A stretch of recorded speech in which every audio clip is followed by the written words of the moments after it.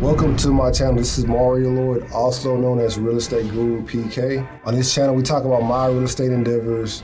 We also have the top real estate producers and the top entrepreneurs in the country. Be sure to click the link below with Justin P with his Support Black Colleges marketing course. Also with Jason White's Crack the Code affiliate link, click that below as well. Also to support the channel, Webull, M1 Finance, Chase, Discover, Robinhood, and Public, a stock trading app. We hope you enjoyed this episode. This is Real Estate Guru PK signing up. How y'all doing? It's another episode of my podcast. We got a special guest. We got another co-host with us, Courtney. We got Andre Haynes. He's like the king of Naca. He got like over $1 million in portfolios in Chicago. He's talking about coming to Houston, getting some houses out here. So I want to start with your story. Coming up in Chicago, South Side, like your upbringing. You know, you was playing basketball. You like Jordans, and then you was a rapper too. Yeah. Like just all that from the beginning, from when you was living with your aunt to like, you know. You did your research. Yeah. You did your research. Yeah, okay, yeah. So, like I always tell people, man, I started on the south side of Chicago. I come from the Ida B. Wells projects, which are no longer there, but you know that's where I originated from. My family, you know, that's where our, family tree started at essentially. Wasn't, brought up with the most of anything, didn't have a whole lot of financial literacy, you know, government assisted, a lot of us, just, the standard, upbringing typically in like poor black communities essentially. My family was hit hard by the drug epidemic in the late 80s and early 90s, especially my parents, which led me to being adopted by my aunt.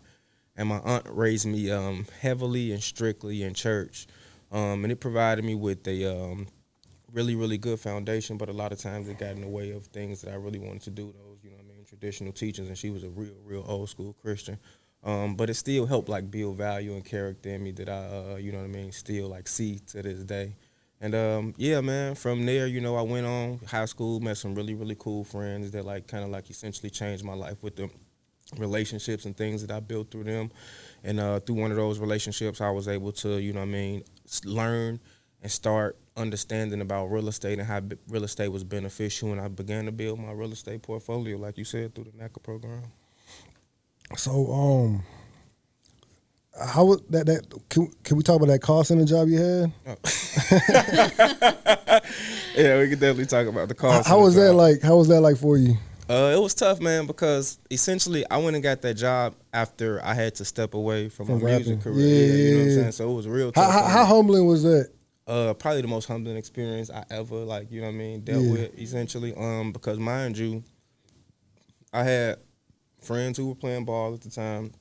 I was rapping, doing shows with T.I., Fat Joe, like sitting next to Jay-Z and Beyonce at the Final Four. Like it was popping. Like me and my guys, like we was on for like some 22 and 23-year-olds at the time. You know what I mean?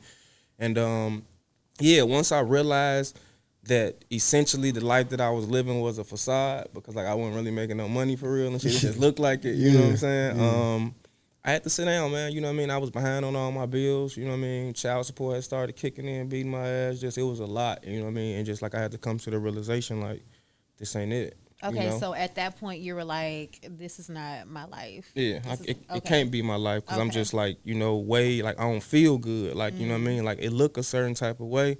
But like right here, like, you know what I'm saying, where it really matter, when I'm at home by myself, when ain't nobody around, and I know I got an eviction notice on the door, I ain't answering the door because the landlord knocking on the door, looking for his rent money, like that's when it really hit you, like, nah, this ain't it, Okay. And I had that realization. So after about, 10 years, about 10, 12 years of chasing like a music career, it took a lot, man, like a lot for me to just be like, you know what, let me just go back and, reevaluate my whole situation. I'm going to go get a job. I'm going to leave this alone because I done put too much time, energy, money, everything into this, you know what I mean? So it was time to step away. So I didn't give up on my dream of being wealthy. I just had to kind of pivot and figure out another way to get it. Would you sign to a record label? No, so I had my own company, and I would have meetings, you know what I mean, with Who I had meetings with?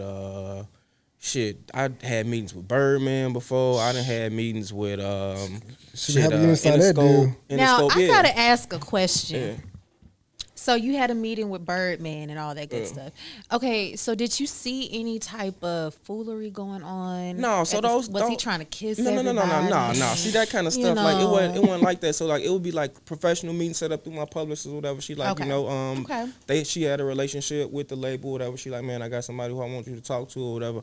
But it was just like one of those situations where like I always wanted to operate as an independent. Like I grew up listening to Master P, Jay-Z, Dame Dash, like, you know what I mean, Ludacris, like guys who did it like out their trunk. So like I always wanted to operate in that space. And people would tell me like, yeah, but you can do like a joint deal with a major or, you know, whatever the case may be. So I was always going down that lane. So I always owned like all my masters and, you know what I mean, stuff like that. But I was always looking for like, you know what I mean, partnership deals and things like that. And like you say, man, you just be glad that certain stuff didn't happen because essentially I would have signed away into a slave deal and been just out here fucked up even way more than what I already was, you know what I mean? So like God worked in mysterious ways and kind of like led me away from that into something that was way better for me. It took me a little longer to get it, and it like God had to like humble me and sit me on my ass for a second, but it was necessary. You said something very important. You said that I didn't give up on my dreams of being wealthy. I just had to pivot. And a lot of us, you know, we're sitting in something that is not working, and we know that it's not working. How difficult was it for you to say, you know what, this is my dream, my rap career is my dream, but it's just not working for me? How difficult was that for you? It was super difficult because I'm a man, and it's like that's ego, that's pride, you know what I mean? And like you just putting out this image for so long, like like as an artist, you know how rappers is, like you know, flashy, you know, all that shit, like you know what I'm saying? Right. So now it's like motherfucker pull up to Dunkin' Donuts and see you, you know what I'm saying, at the cash register, like bro, like you know what I'm saying, under that act. So it'd be like that's a big blow to your pride, you know what I mean? And just like really having to like scale back what it was that I thought my life was gonna be, you know what I mean, at that particular time was very, very like just like depressing, you know what I mean? I went through a really, really dark phase too. But I came out of it. Like I said, I had good people around me talking positively in my life, you know what I mean, speaking good things on me. And I just started looking up and Googling, like, all right, cool. Like I said, I didn't give up my dream of being wealthy. Like, how regular motherfuckers out here getting rich? People, like, who work 9 to 5s, you know what I mean, everyday working motherfuckers. Yeah. Man, I went on the internet, kept coming across real estate and the stock market. Then I found the book, Rich Dad, Poor Dad, and that book, like, just, you know what I mean, like, lit a fire under my ass and just, like, really changed my life. Just, it was, like, the mindset for me, like, more than anything that he spoke about having in that book. And of course, the other lessons, you know what I mean, assets over liabilities and all of that kind of stuff. But the mindset piece was what clicked the hardest for me, you know what I mean? And it made me like shift like immediately because essentially what the book was saying was everything that you're dealing with right now in your life is essentially your fault. Yeah. Like, you know what I mean? And if you want something to change, you got to be the person to change it and can't be looking around for nobody else to assist you, to help you. It's all on you, you know? And that's the main lesson that I got from that book. And from there, I just kind of like, you know what I mean, got my shit together, started reading everything under the sun, you know what I mean, as far as real estate, finance, the stock market, psychology, just like getting my mental health in order. 'Cause like I said, I was in a really dark space, like getting my mental health back, getting my happiness back. And I just started realizing like, yo, I'm finna do this. Like, so I just started saving all my bread, stopped buying mics every weekend, just like really started sacrificing, working overtime, 50, 60-hour work weeks, like went back to school. Like I really went crazy. And I did this shit for like probably 2.5 years straight, nonstop, like while I was just doing overtime, school or whatever. Finished with my associate's degree, got that done. Read probably, in that time frame, probably 40, 50 books. And I saved up about 10, 12 grand. And at that time, I told you I had met a lot of people through my NBA homies and whatnot. And there's one particular lady just always showed me a lot of love, and we was always tight. Her name Kiyoki. So I called Kiyoki because she was the person who had put me in real estate school previously. And I'm like, man, I got some money. I'm ready to buy a house. And she was like, man, that's cool or whatever, but, man, you should consider a multi-unit. And I got the program or whatever for you. And it was cool because I had read the same thing in Rich Dad, Poor Dad. You know what I'm saying? Assets over liabilities, get you something that's going to pay for itself and you ain't got to pay for it all that. And what she was saying just made all the sense in the world to me. And she was like, man, look into this program called Naca. It's a program where you can go get you a multi-unit Dre, no money down, No closing costs. They pay for your agent. They pay for your attorney. No fees, no PMI. And I'm just like, what? This sounds unreal. She was like, I promise you, just go do it. So I checked it out, looked into it, signed up, went to the meeting, man, and it was everything that she said it was. They repeated all of that same information. It was like, we promise you, this is what we say it is. And from there, I just kind of like, started my intake meetings and like meeting with my counselor or whatever, and kind of took off. Do you consider her your mentor? Majorly. Just like big sister, mentor, just like, angel. Like she's like somebody that's like really heavy in my life and just always came through like when I needed her like the most, like whether it be with information, whether it be with money, whether it be with her putting me in school, like she just always there like to, catch me when I'm falling. And you need people like that in your life. Did you have any other mentors besides her? At the time, no. It was mainly Kyoki, just like, and she wasn't like no soft mentor. She was on my ass, like, she fired, like I worked for her at the real estate company. She fired me, had to let me go, like, because at the time that was when the market was about to start crashing up, like 08, 09, you know what I mean? And she had to kind of like shut her business down and kind of like recalibrate what she was doing.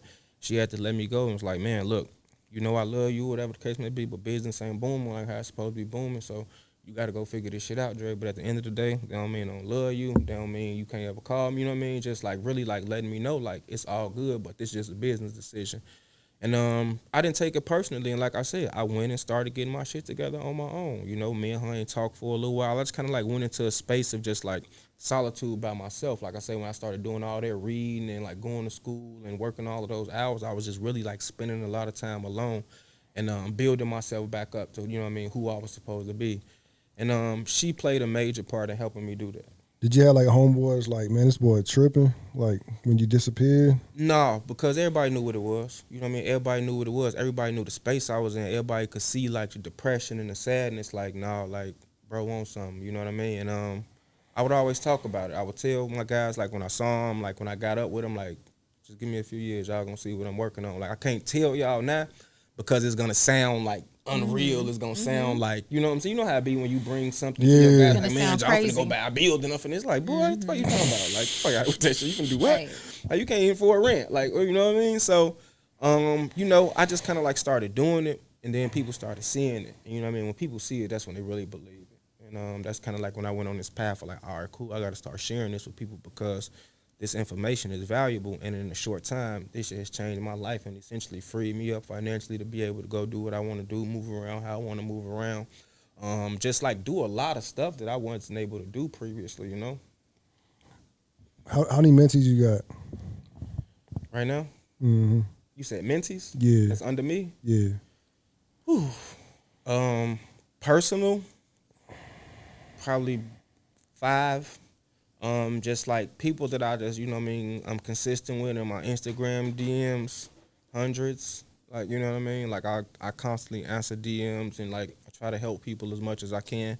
Some people pay me to book, one-on-ones, consultations. Some people I know like they ain't got it like that, so I try to, help where I can, you know what I mean? I just try to like pull back into the community and help as much as I can. I do youth events, talking to youth, just a lot of youth programs and just different stuff like that, and letting people know that more than anything, it's about your mindset and the way you think, not necessarily your circumstances, because you can make it out of any circumstances if you believe and think you can, That's true.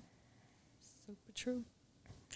Let me go ahead and get the collection plate because you about to start preaching in here tonight. Now, listen, you have mentees, you have mentors. What's the importance of being a mentor and then having mentees as well? I think it's important both ways because you don't know everything and you never will.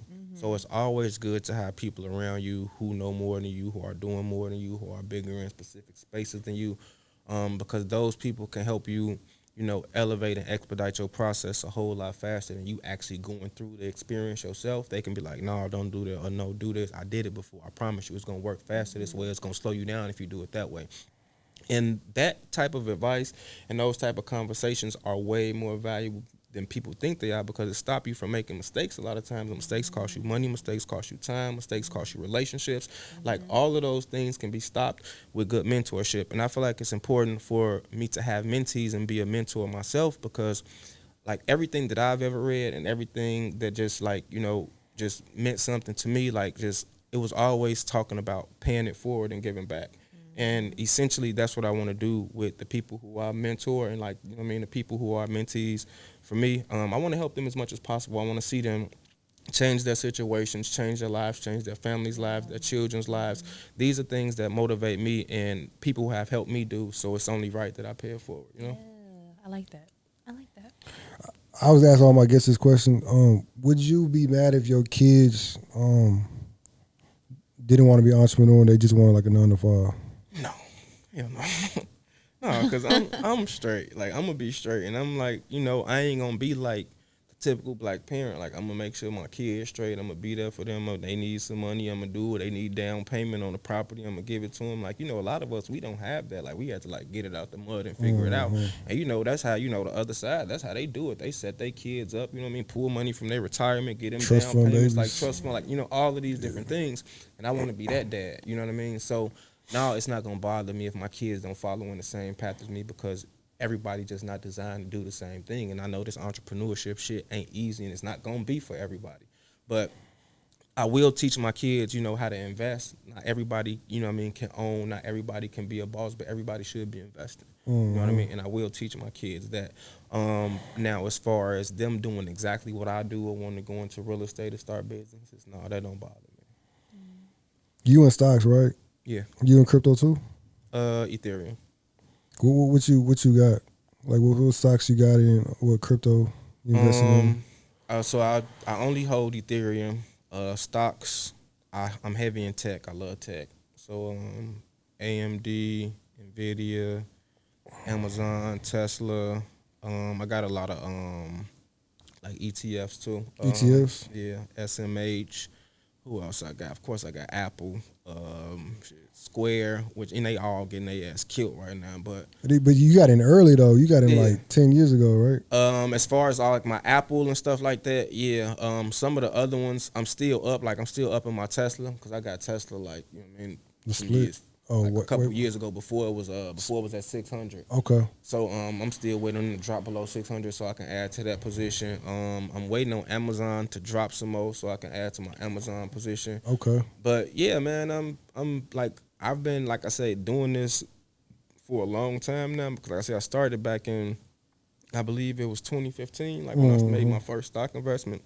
And I just never really stopped. And then after a while I learned about stock options.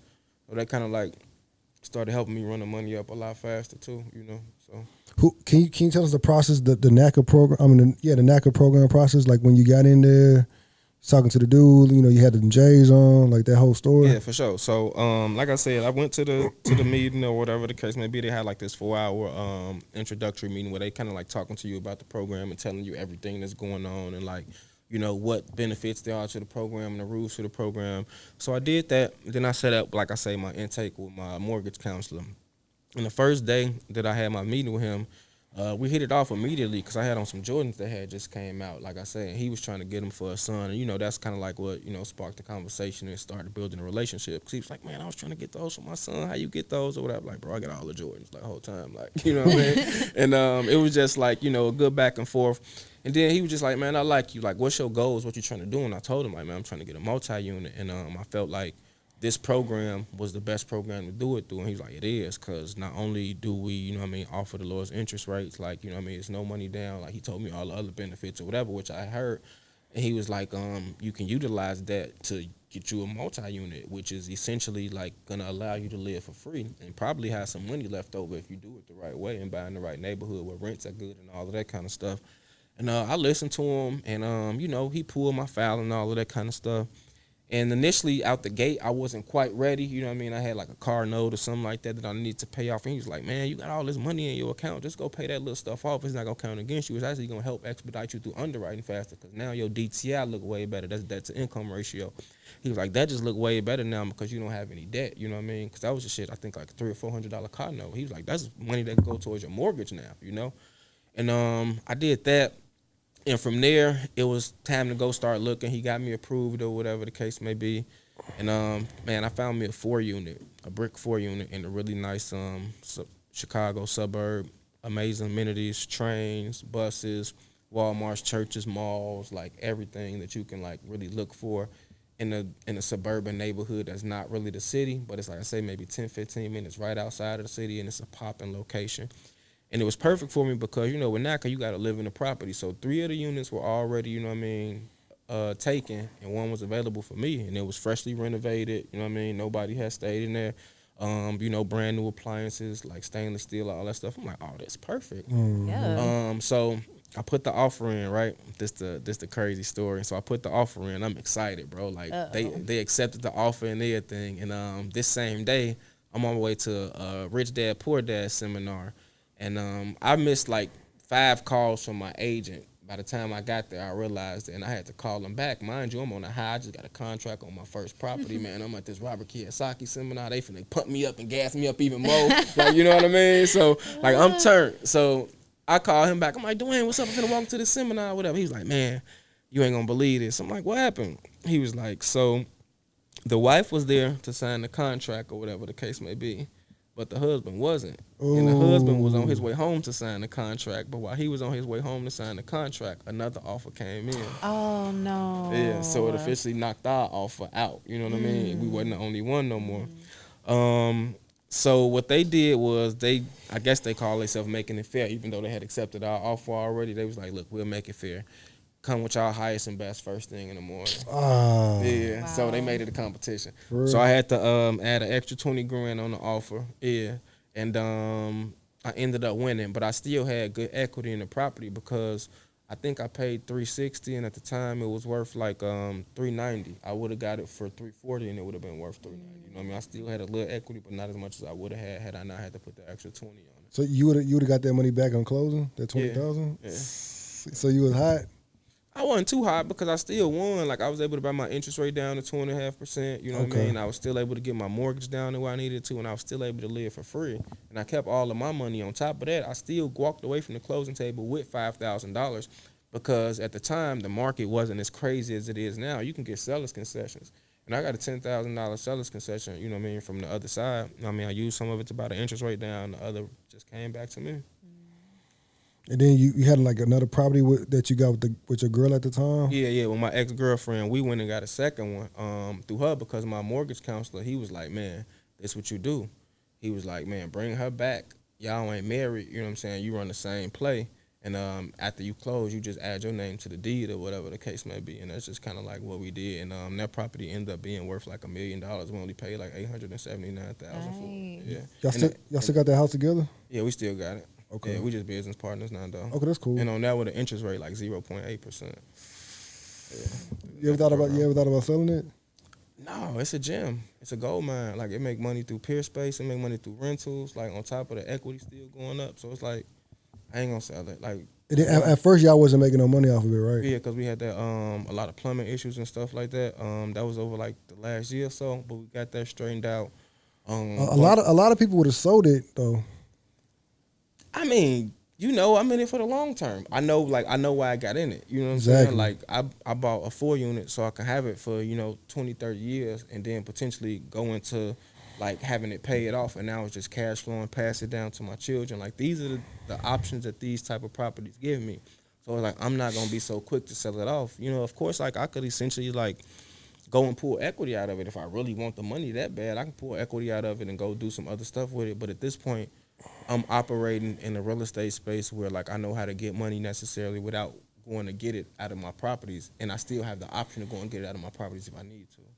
The $33,000 plumbing issue. How sick was you when your plumber told you how much it was going to cost? So initially it was just supposed to be 16, and then the 16,000 didn't fix it, and then they had to come back and do some more, and it was another 17, and that's what made it 33 total. Wow. Yeah, and I was salty, like sick, because essentially it depleted all of my like money that I had stacked up, like, and I was just like, when you in a specific space financially and you good and you gotta like, run through your liquid, you be like,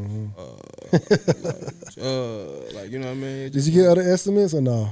Yeah, but it was all the same? Man, it was gonna be higher, the same, and I just ain't really with cheap labor, you know what I mean? A lot of them didn't come with, warranties, insurance, like that kind of stuff. So like, you can't always go the cheapest route. Sometimes you gotta go the route that's gonna like really like be the best for like your property and protect your property. Like, I got a 15-year warranty on that plumbing, like all kind of stuff that I probably wouldn't have got if I would have got a cheaper plumbing job, They went and got the right permits and everything that they were supposed to get the job done in a timely manner. The city didn't shut the job down, like none of that kind of stuff. So it worked out. And then too, like I also see and understand why, like I say, plumbers get paid so much, bro. Like they do a lot. Like they do. They be in shit water. They be in like roaches. Like it just be a lot going on in those sewers and in those pipes that we as people who like live above the ground don't necessarily know and understand. But man, when they go in them pipes and they go in the ground, like they dealing with a whole lot of stuff. So like man, whatever them people asking for, just get them their money.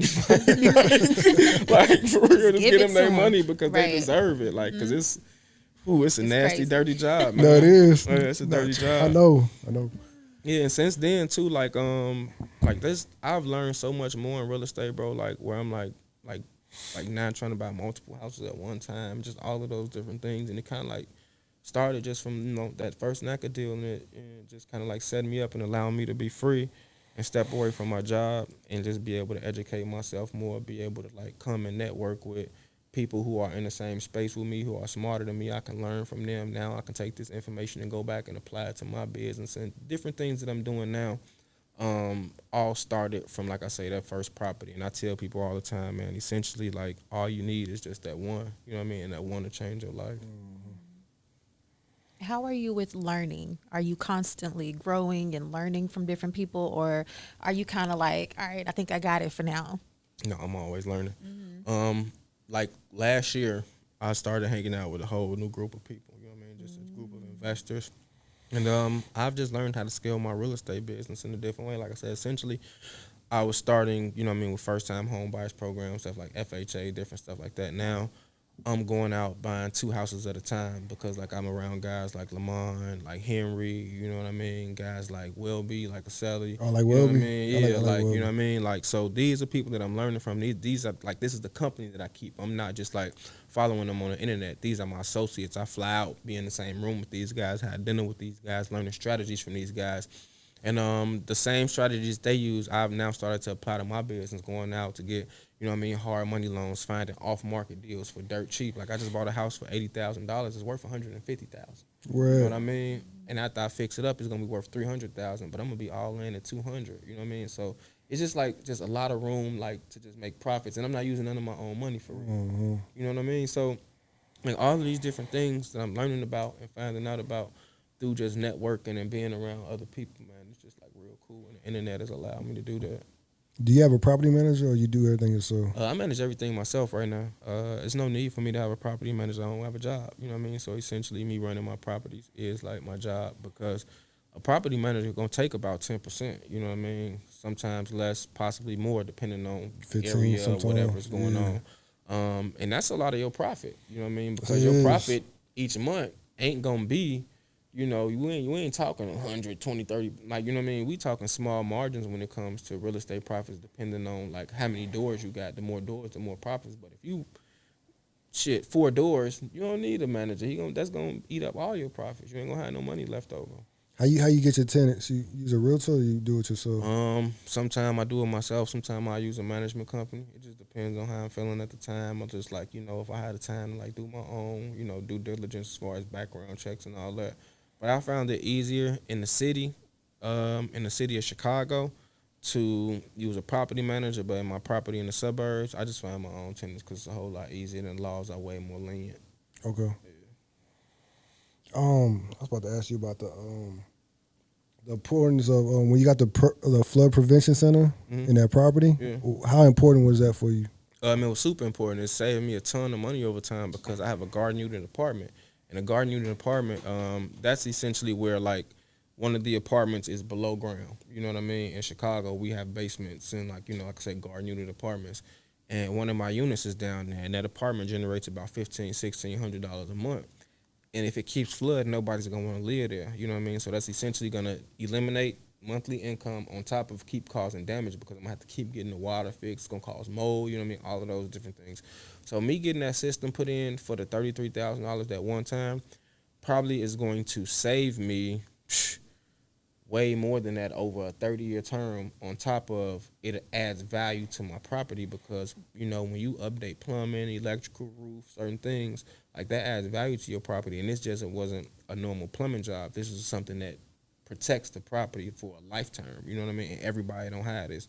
So when the inspector come out or appraiser come out and they see you have a flood prevention system put on your property, that'll give you, you know what I mean, a little bit more value than a house next door because, you know, that house might flood.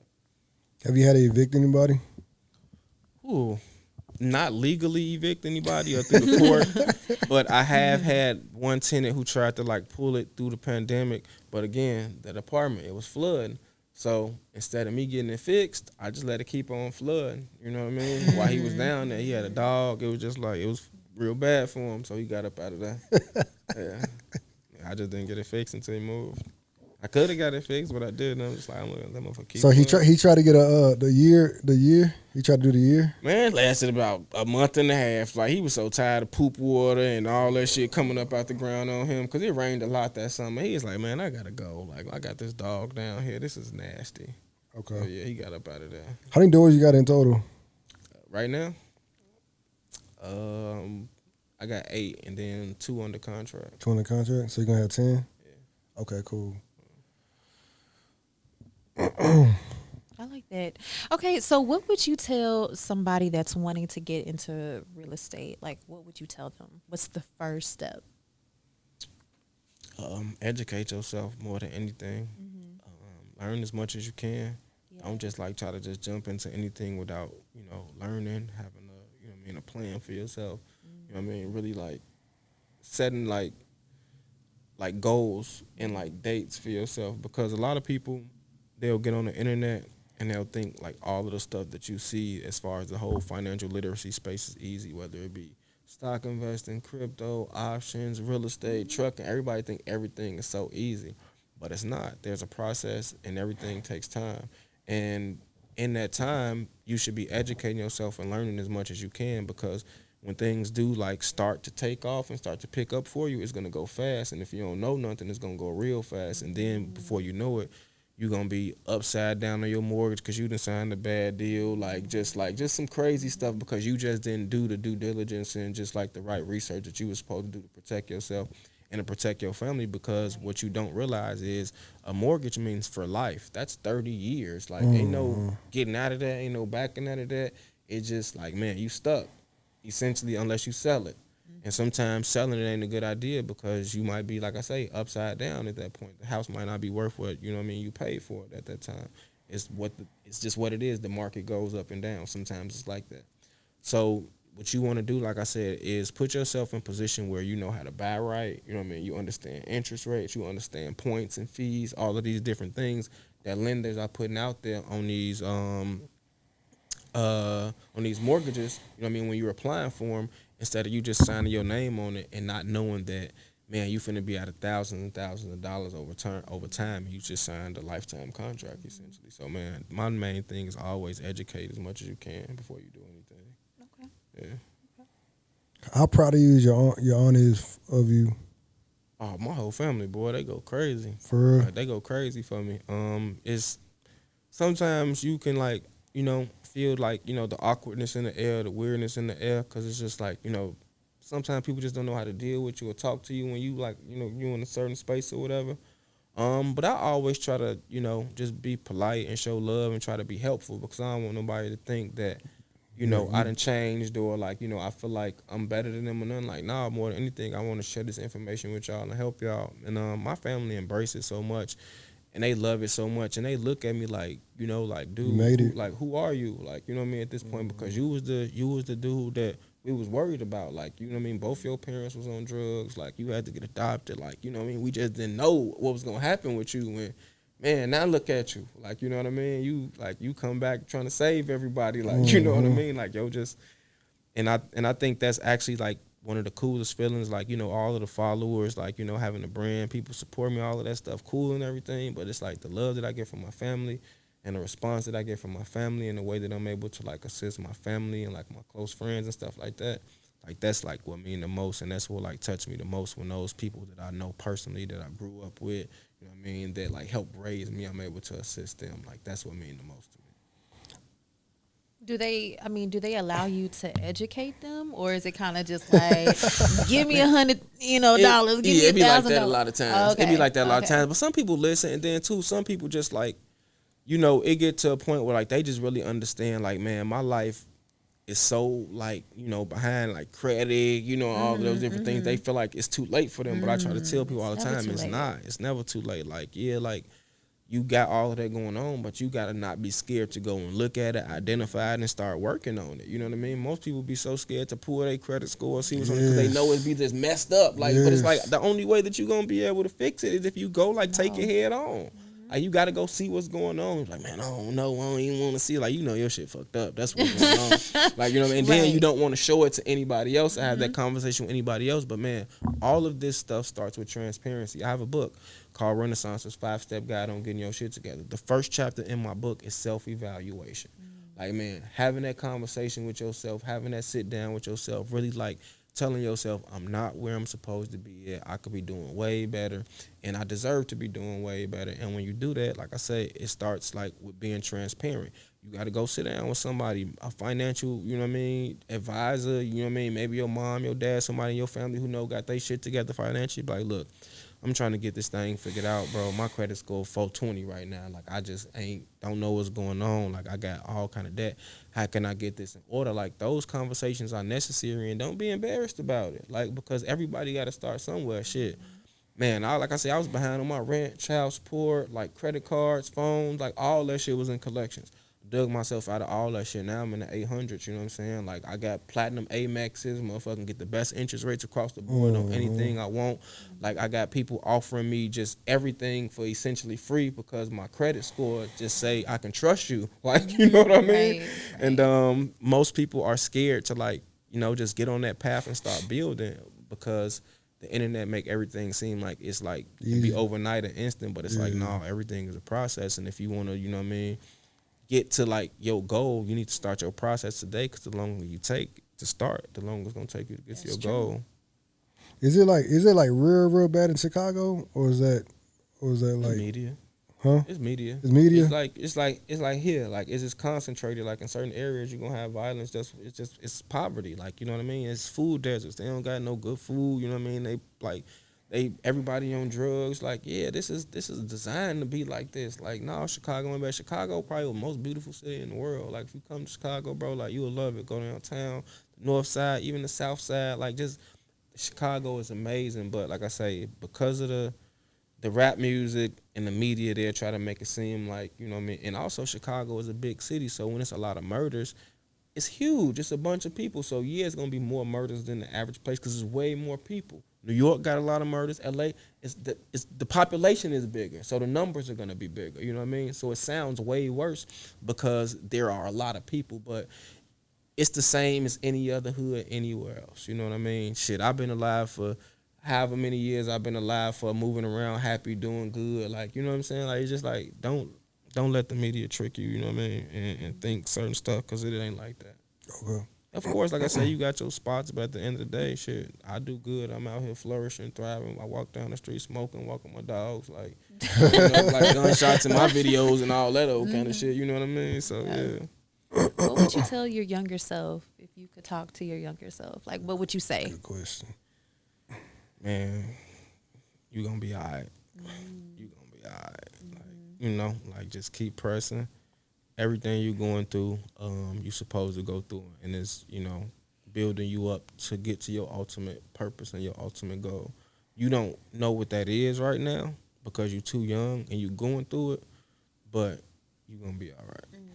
Did you ever feel like you couldn't make the same mistakes as like your peers because of how you was coming up?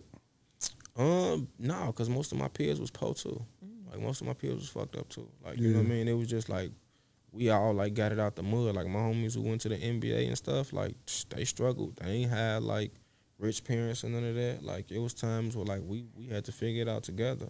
Like, man, I got some money today. You hungry? Like, you know, like, I ain't got no money today. You got some money today? Like, we'll just like, you know, we'll figure it out, man. Like, and but like I say, those kind of circumstances though, like, if you don't let them like break you, shit make you strong, bro. That shit make you a hustler. That shit, like, you know, make you a killer out here. Like, that's why I am right now. Like, you know what I mean? Don't nothing intimidate me. Don't nothing scare me. Like, I'm willing to take risks, like, bet on myself 100% of the time because I already know, like, I made it through like some of the worst shit already. So it's like whatever else presented to me, like whatever. Yeah. So what are you wearing right now? This is your clothing line. Let's talk about it. Yeah, so I have a brand. It's cute. Thank you, I appreciate it. So I have a brand called Mindset Matters. He has on one of my T-shirts. Oh, that is he my does. That's my logo T-shirt. That's the, Okay, that's where's the staple. mine? I ain't Okay, know, I ain't all know you was right. gonna be here. I would've Oh, bought all you one. I'm right. sorry, but yeah, he's wearing the staple, the logo T-shirt. I like that. And this is my happiness is greater than money T-shirt. Oh, and okay, I have two other designs. Books are the keys, and happiness over everything. And these are just like just my day-to-day beliefs and morals that I walk with, and it's almost like my way of putting positivity into the universe without saying anything, because when I walk around with these shirts, these hats, different things on, you see how many people stop me on a regular basis. Like, man, I like that. Like, where can I get it? Like, just like it get a lot of attention, and I know it get attention from the right people, because those are the people who understand the message that the shirt is portraying. You know what I mean? And I sell a lot of merch, and like I said, I get stopped all the time. People ask me for my websites and everything. What I need to start doing is pop-up shops more than anything. I know, yeah. Because I get a lot of people who ask me about it, and I just be like, man, just go to my website. For whatever reason, people don't like to buy off websites. People like, man, can you just bring me one? Like, no, man, that's why I have a website, to make my life easier. I want to have a delivery service, you know what I mean? But it's something that I think I'm going to have to start doing. People lazy, man. Man, people just want to just drop it off to them. But it's been doing very well, and it's been received very well. And I like the brand because there's a mission and a purpose behind it. My mission is not to make money. My mission is to spread awareness about mindset and let people know, like I said, it's not about your circumstances. It's more about your mindset and the way that you think. And if you think the right way, you can do anything. I like that. Yeah. I like that. Okay. Besides Brian Denali, do you plan on investing in other artwork? So of course I got calls, like you said, Brian Donnelly, the calls joints. I also have a couple Hebrew Brantley pieces too. In addition to those, when I saw your video, I was like, man, I gotta start investing in artwork. Yeah, it's cool. It's cool. Yeah, man. I know.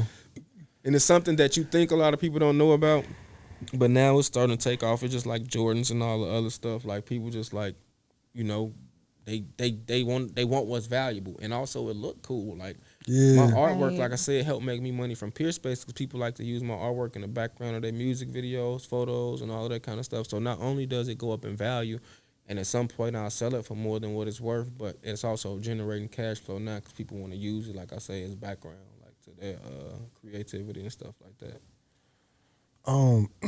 Can you name any of the rappers that took pictures like in front of your spots and stuff like that? I had Corporate come through there. I had this guy named Luke Banter come through there. Who else came through? I've had a marijuana company come through there. I've had a couple corporate gigs, a cleaning company called Sprayway come through. And man, it's just good passive income, without you having to necessarily do anything. You know what I mean? And it's not like an all-day thing. They don't got to like stay the night or nothing like Airbnb. They just come and like rent your space for a little while, then they get up out of there. But I'm considering looking into Airbnb as well in the future, because Airbnb go crazy in the neighborhoods and my properties I in. Do in Houston.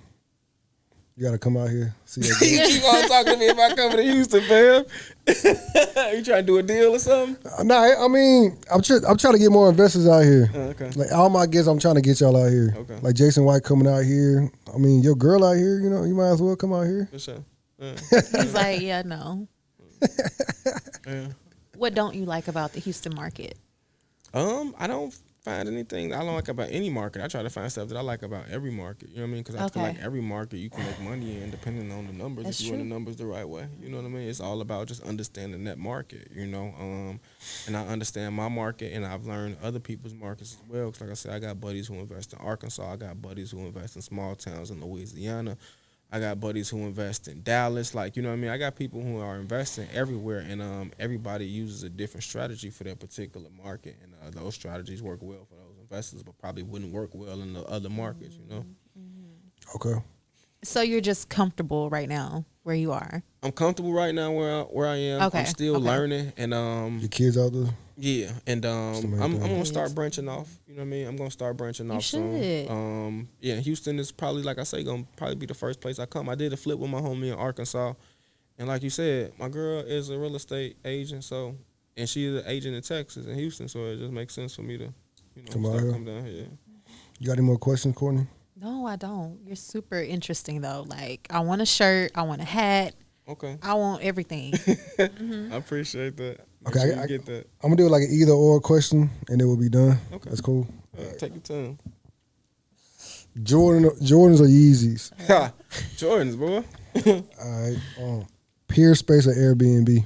I haven't done Airbnb, so I would go with Peer Space, but I hear Airbnb is really really good. I mean, she do Airbnb and she make a killing with that shit. Okay. Yeah. Rental property or Peer space? Rental property all day. Earn Your Leisure or Rats and Gems? They're essentially the same thing because they own the same network. But they got different platforms though. I mean, but Earn Your Leisure is like it's like the major, and then Rants and Gems is like under the tier. umbrella. Yeah, but, you can say both if you want to. Yeah, both. So, yeah, because I've rocked with both. I work with Troy and Rashad and Matt and Kiana, all them my people. Okay. Yeah. Stocks or NFTs? Stocks. I ain't never bought an NFT in my life. Okay. Rats and Gems or Bigger Pockets? Ooh, that's tough. That's tough. I'm gonna have to go with Rants and Gems because it's just like them my people. Like, got more relationship with them? Got more relationship with them than my people. Yeah. Okay, cool. Money or equity? Ooh, we talking heavy now. Give me equity, man. Equity? Yeah, I want For real? ownership. People be saying money though. Ownership, bro. Ownership is where it's at. Like, cause the thing is, like, if you don't own shit, you can't control shit. You don't control none. You got all the money in the world. You don't own shit, boy. You can't control nothing. I own this shit. Your money don't move me because I own this. Yeah. You know what I'm saying? Like, if you got to come with the right amount of money in order for me to move anything. Like, you know what I mean? Yep. Like, so I definitely have equity, and equity equals ownership.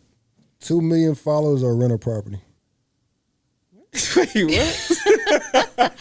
Oh no. Okay, that's a good one. 2 million followers or rental property. You can make a lot of money with the 2 million You followers. can definitely make a lot of money And with. then you could buy a rental But property. it depends. But you saying rental property, like shit, that could be an 80 unit. That's true, too. One, just a house. Okay, just one house. Like a 3-bedroom. I mean, what? Give me the house because that's gonna grow in equity. It's gonna pay me every month. It's something real. Shit, if internet shut down tomorrow, them 2 million followers gone. Like if somebody decides to steal my page, hack my page, any of that shit over with. Yeah. Okay. So yeah, give me the house. Yeah. 850 credit score or $1 million?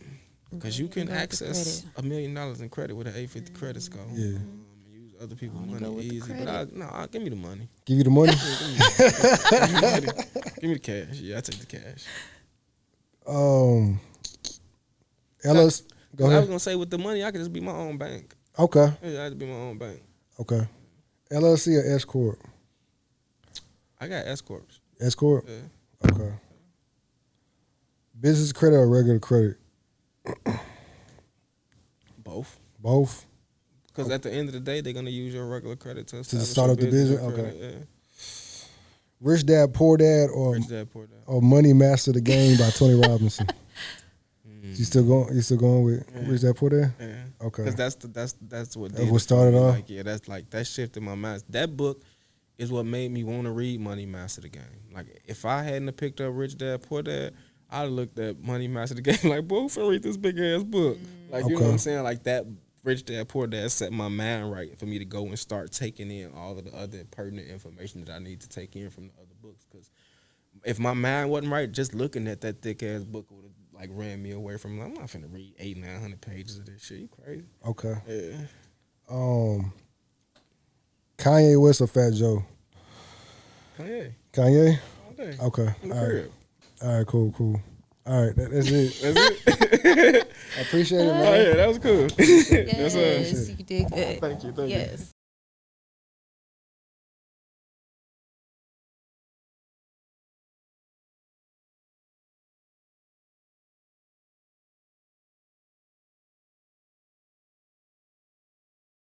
No. You didn't like it? Yeah, I don't. It seems kind of slow. Okay. Does that make sense? Yeah. Not in a bad way, but it just seems a little slower there. That's it. It's like a live audible. That's it. That's it. We're done. Yeah. All right. Thank you so much. You're welcome.